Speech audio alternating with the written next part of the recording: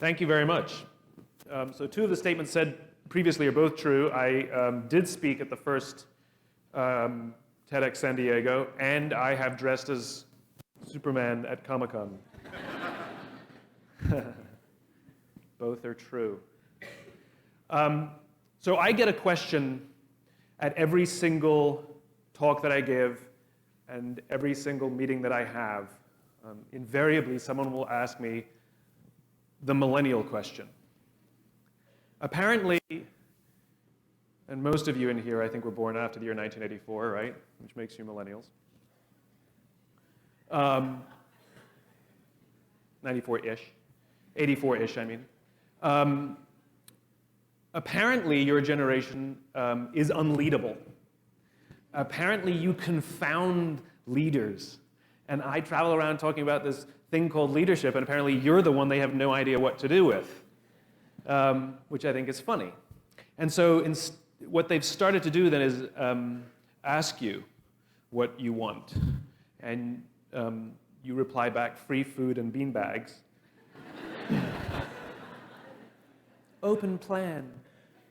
And so they do that, and yet nothing changes.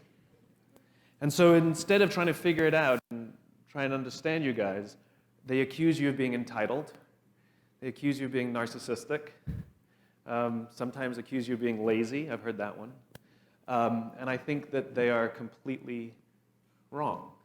I think what they haven't spent the time to do is to practice empathy, which ironically is the first criteria of being a good leader, which is you have to be good at empathy. And so when I get asked this question all the time, it only makes sense that I should empathize and try and have an answer, right? So here's what I tell everybody. I've broken it down into sort of 4 observations: parenting, technology, impatience, and environment. Many of this young generation, of this millennial generation, were subject to what has been described as a failed parenting strategy. Some of you and many of your friends were raised being told that you were special, and you were told that you can have whatever you want just because you want it. Many schools gave participation ribbons. So in other words, kids got medals for coming in last. And the science on this is good. We know what it does is it devalues the feeling and the medal for the person who actually works hard to come in first, and it embarrasses the person who comes in last because they know they don't deserve it, and it makes them feel worse. Some kids got into honors classes not because they deserved it, but because their parents complained. And some kids got A's not because they earned them, but because the teachers didn't want to deal with the parents. And then you graduate. And you get a job. And in an instant, your entire self-view is shattered. Because many kids find out that they're not special. They find out that they can't have whatever they want just because they want it. There's nothing when you come in last. You get no medal for coming in last, and your parents cannot help you get a promotion. And so what the result is an entire generation where there's a disproportionately high number of people growing up with lower self-confidence than previous generations, because this entire self-image is completely shattered instantaneously. And so much so that I actually hear stories of people's parents filling out their job applications for them and other things, right? It's that bad, right? Then you combine it with the second observation, which is technology. We know that when we engage with social media or our cell phones, a chemical in our body called dopamine is released, right? It's what makes us feel good, right? Dopamine is the same chemical that is released in our bodies when we find something we're looking for, like your keys, when you go on Google, when you hit the goal or win the game, that yes, this sense of joy or in sort of that's dopamine. Well, we know that we get a hit of dopamine when we engage with social media or when our phones go buzz, bing, flash, or beep. That's why if you're feeling a little bit down, you pull out your phone and you send 10 texts to 10 friends, hi, hi, hi, hi, hi. And you hope that somebody texts you back because when they do, it feels good, right? There are other things that release dopamine. Alcohol, nicotine, gambling, all release dopamine. It's why they feel good, and almost all addictions are dopamine-based addictions. We also know that almost all alcoholics discovered alcohol when they were teenagers. You see, when we're very, very young, the only approval we need is the approval of our parents. Then when we go through adolescence, we make this transition where we now need the approval of our peers. Very frustrating for our parents, very important for us. It allows us to acculturate outside of our immediate families into the broader tribe. It is a time of high stress and high anxiety, and we're supposed to learn to rely on our friends. Some people, quite by accident, discover alcohol and the numbing effects of dopamine. And unfortunately, that connection becomes hardwired.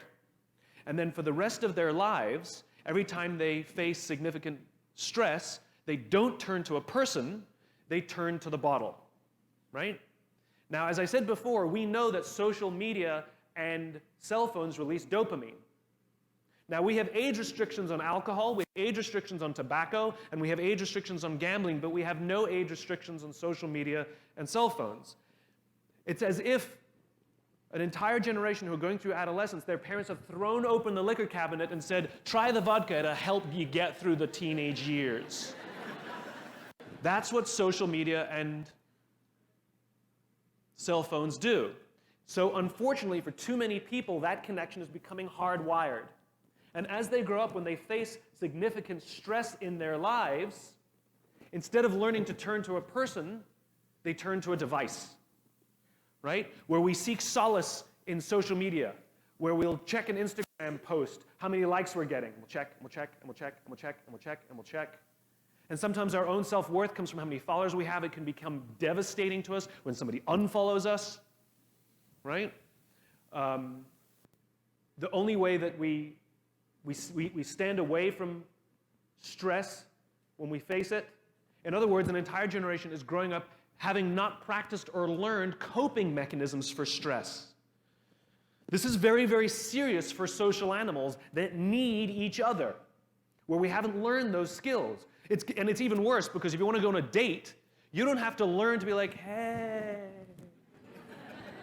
You just swipe right. You just got a date. You can have 4 dates in an evening, right? And if you don't like the person, you don't have to learn to say no when you mean yes, and yes when you mean no, and yes when you just swipe left. It's done. In other words, the social skills aren't developing.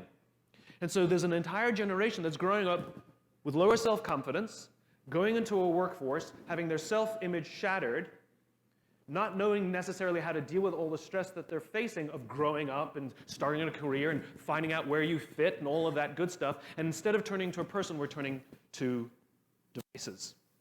And the results are starting to show up in the statistics. We know that suicide is on the rise amongst this generation. We know that accidental death due to overdoses is on the rise amongst this generation. Depression is on the rise amongst this generation. Universities are suffering an epidemic where they're dealing with disproportionately high numbers of students than they've ever dealt with ever before, taking leaves of absence due to depression. And then to compound the effect, it's a generation that's grown up with filters, Facebook and Instagram, and we curate our own lives and present to the world how we want to be seen, and we make ourselves look good, and we make the weather look better, and the sunsets are always more bright in Instagram than they were in real life. In other words, we're good at presenting ourselves as we're not, but how we want to be seen. And so everybody thinks this generation is strong and confident. And all the companies we go work for, they think we have it all figured out, and we certainly sound. I say we. I only dress like a 16-year-old. This generation presents itself as having all the answers, and yet they don't. And stress runs high, and they don't know how to ask for help.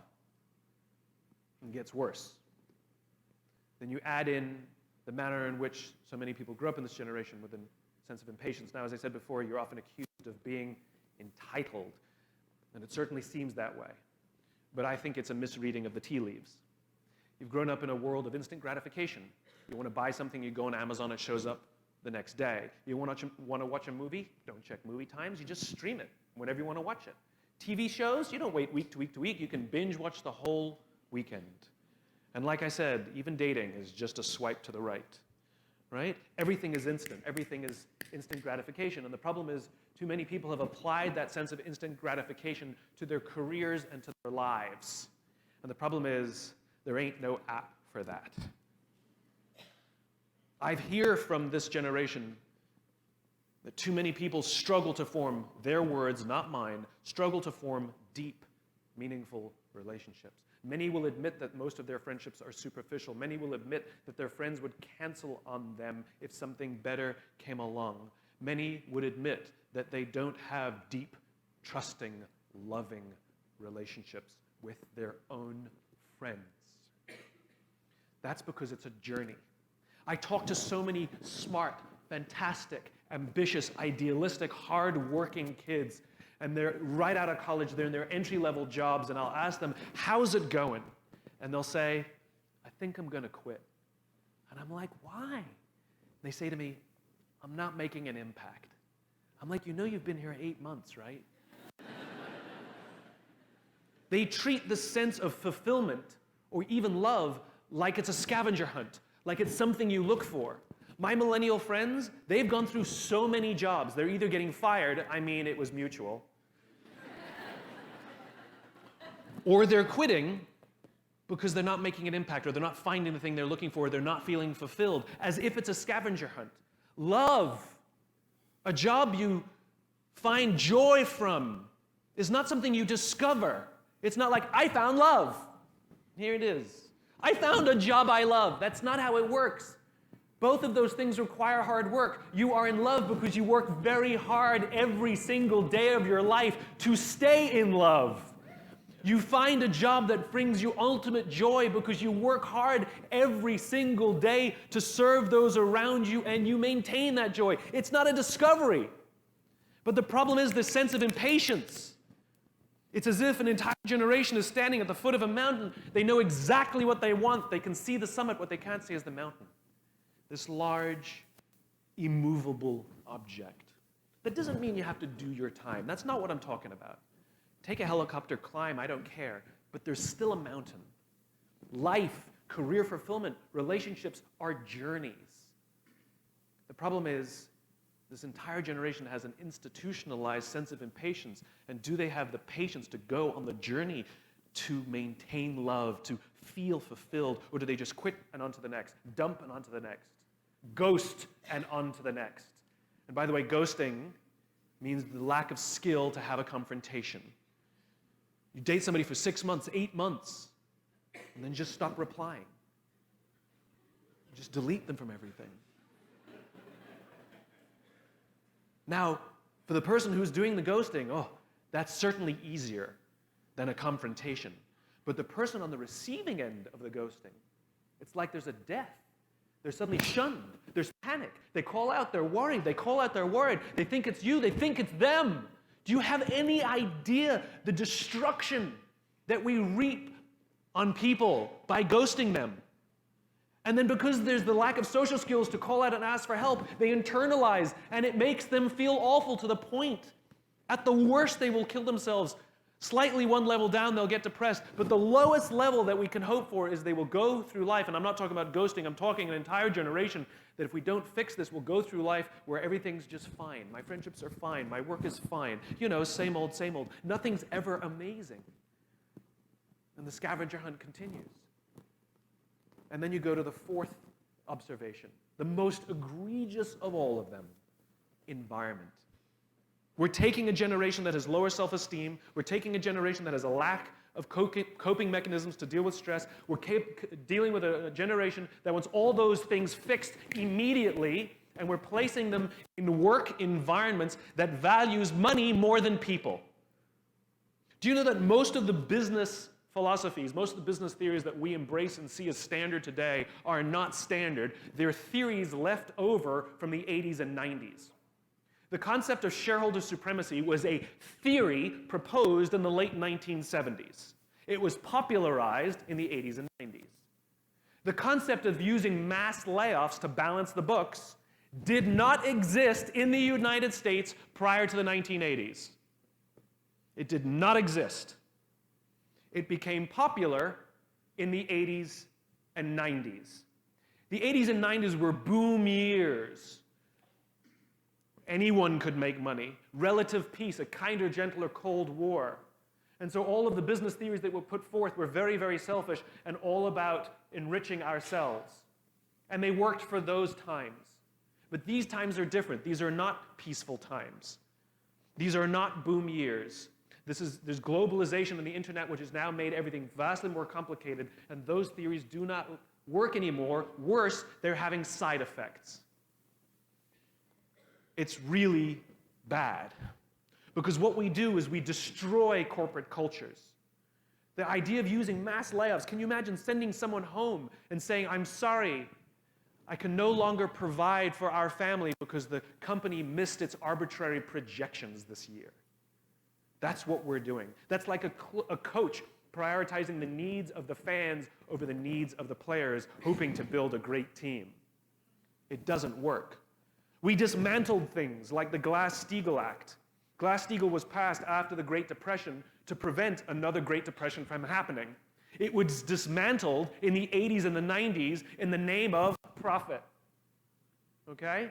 Do you know how many stock market crashes we had between the Great Depression and the dismantling of Glass-Steagall? The answer is 0. And since they dismantled Glass-Steagall, we had 87, the dot-com crash, 2008. We've had 3 stock market crashes because we removed the safety mechanisms that prevent stock market crashes from happening, all in the name of individual advancement and profit. And these are the corporate cultures we've built. Corporate cultures that value numbers over people. And they are not standard business practices. They are new, and they are broken, and they are dangerous, and we're asking a young, wonderful, ambitious, amazing generation that needs us to work in these environments. Whether we like it or not, we have to take responsibility for the bad hand that you've been dealt. It is up to the companies to create an environment in which you can build your self-confidence. It is up to the companies to create an environment in which you can learn coping mechanisms and learn how to build strong, close relationships with people with whom you work, that you will eventually love and sacrifice to see that they gain. It is in these environments that we will learn the patience and the hard work that it takes to find fulfillment in our lives, to find a sense of purpose, a sense of joy. Yes, it's all fine and good that my generation and older generations say to you things like, well, you're the future leaders. We're the leaders now. We're the ones in control of the corporate environments now. And we're making your lives worse. I don't want you to jump from job to job to job to job. You will never find what you're looking for. It's not a scavenger hunt. I don't want you to go from relationship to relationship to relationship. What I want you to do is stand up and demand that the places in which you work lead you properly. Nobody wants to wake up in the morning and be managed. We want to wake up in the morning and be led. And we have a total leadership crisis in America. Politics is just the mirror reflection. We get the politicians we deserve. We're the divided ones. We're the selfish ones. We're the broken ones. We're the ones who would sooner sacrifice somebody else so that we may gain. It's us. And until we're willing to do the hard work of repairing the world around us, our country, our politics, our businesses will not fix. Which leads me to my second point. Understanding the game we're playing. This game called work, or life, or love, or whichever one you want, or all of them. In game theory, there are 2 kinds of games. There are finite games, and there are infinite games. A finite game is defined as known players, fixed rules, and an agreed-upon objective. Baseball. We all agree what the rules are, and at the end of 9 innings, whoever has more runs, we declare the winner, and the game is over. No one ever says, wait, if we can just play 3 more innings, I know we can come back and win. Doesn't happen. Right? You have winners and you have losers. Right? Then there's an infinite game. An infinite game is defined as known and unknown players. The rules are changeable, and the objective is to keep the game in play, to perpetuate the game. When you pit a finite player versus a finite player, the system is stable. Baseball is stable. When you pit an infinite player versus an infinite player, the system is also stable. The Cold War was stable because there can be no winners and losers. It doesn't exist. That's not a scenario we want. And so you keep the game in play to keep it stable. And in an infinite game, because there are no winners or losers, what happens is players drop out when they run out of the will or the resources to play. And then they're replaced by other players. The game perpetuates. The players change out. Problems arise when you pit a finite player versus an infinite player. Because the finite player is playing to win, and the infinite player is playing to stay in the game. And the finite player will always get frustrated. They will find themselves in quagmire. This was the United States and Vietnam. We were fighting to win. They were fighting for their lives. This was the Soviet Union in Afghanistan. They were fighting to beat the Mujahideen. The Mujahideen would fight for as long as was necessary. Now, let's look at the game of business. The game of business is, by its very definition, an infinite game. It has pre-existed before every single company on this planet ever existed, and it will outlast every single company on this planet. But if you listen to the words of most companies, they don't know the game they're in. You listen to companies, they want to be number one. Based on what metrics? Based on what time frames? Revenues? Market share? Square footage? Number of employees? Based on a quarter, a year? 5 years, 10 years, 50 years? I didn't agree to those standards. You can't suddenly just arbitrarily say we're number one. No one else agreed to the standards. It's nonsense to beat our competition. Based on what? And they study their competition, trying to outdo their competition. And yet I've never heard of a company that's taken down by the competitors they know. They're always taken down by the competitors they don't know. Do you think MySpace knew that Facebook existed? They were worried about Friendster.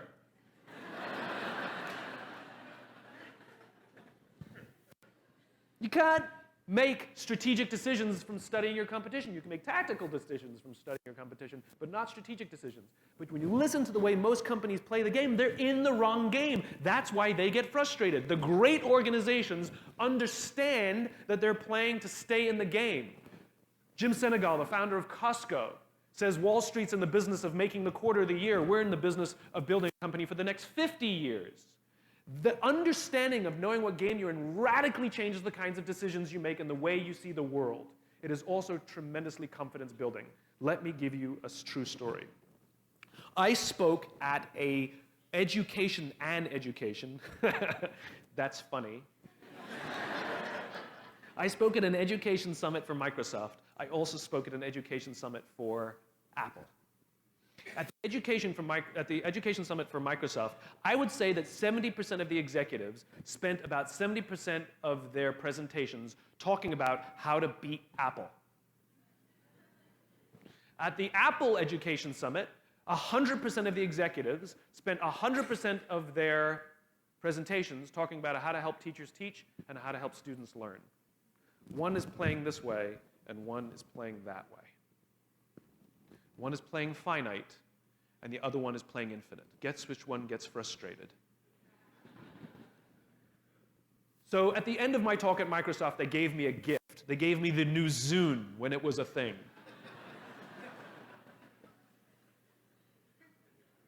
And let me tell you, this thing was spectacular.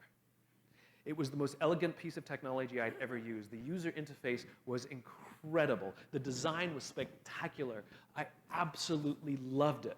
It was easy to use, and it was bright and gorgeous and fantastic. It didn't work on iTunes, which is a different problem, so I couldn't use it, but it was amazing. And elegant. My God, it was elegant. So I'm sitting in the back of a taxi with a very senior Apple executive, sort of employee number 12 kind of guy. And, you know, I like to stir pots. So I turned to him, I said, you know, Microsoft gave me their new Zune. And it is so much better than your iPod Touch. And he turned to me and he said, I have no doubt. Conversation over.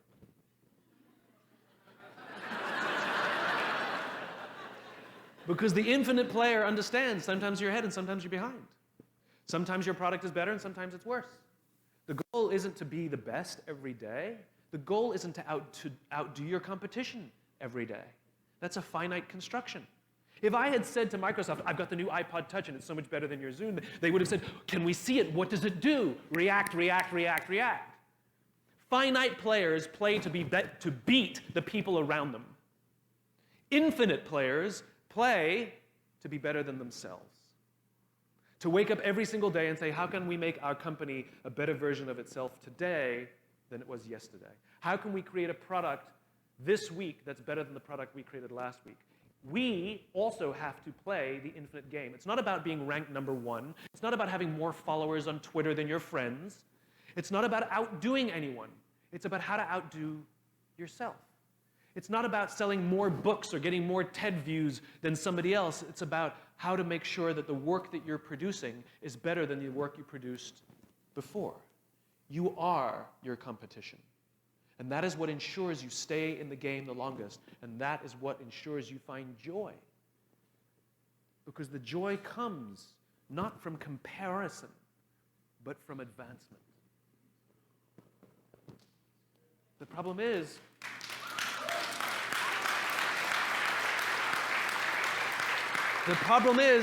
we're human beings, and we love to compare.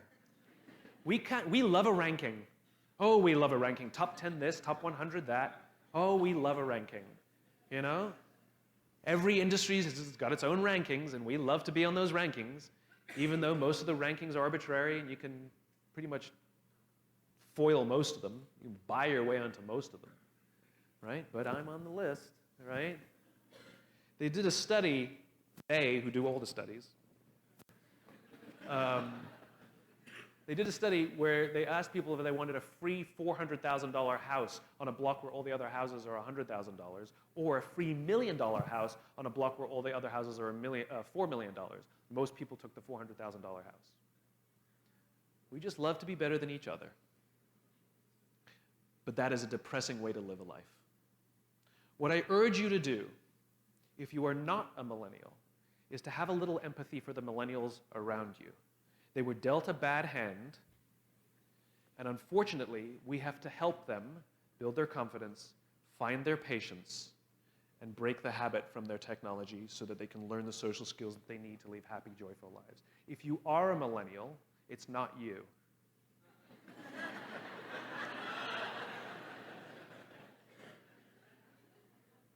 And take care of the millennial friends that you have around you, because they're not mad at you and they're not bad people. They were dealt the same bad hand that you were dealt.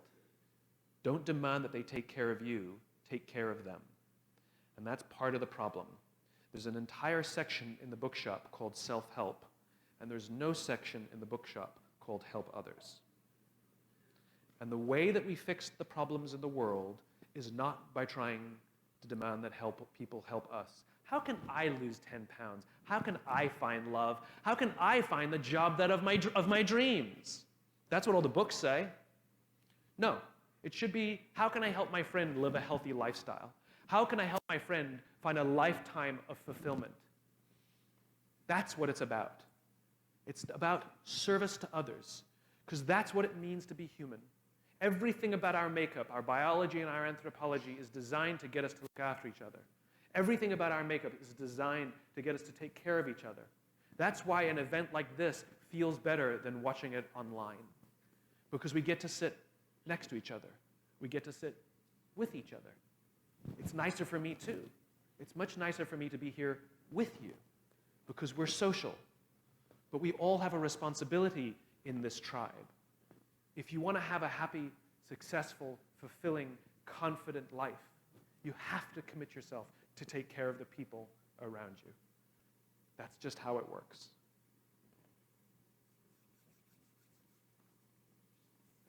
Good?